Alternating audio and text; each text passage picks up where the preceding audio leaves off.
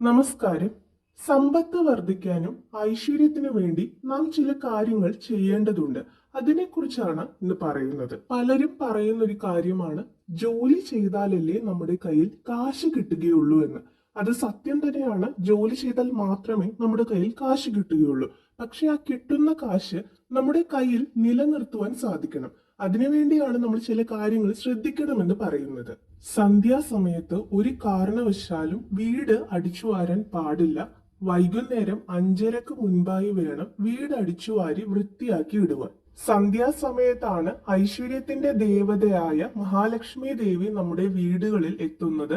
ആ സമയം വീട്ടിൽ നാമങ്ങളും മന്ത്രങ്ങളും കൊണ്ട് നിറഞ്ഞിരിക്കണം. അതുപോലെ തന്നെ പ്രധാനപ്പെട്ട ഒരു കാര്യമാണ്, സന്ധ്യ കഴിഞ്ഞാൽ ഒരു കാരണവശാലും ആർക്കും കാശ് കടം കൊടുക്കുവാൻ പാടില്ല. പ്രത്യേകിച്ചും വെള്ളിയാഴ്ച ഒക്കെ കാശ് കടം കൊടുത്തു കഴിഞ്ഞാൽ പിന്നീട് അങ്ങോട്ട് കാശ്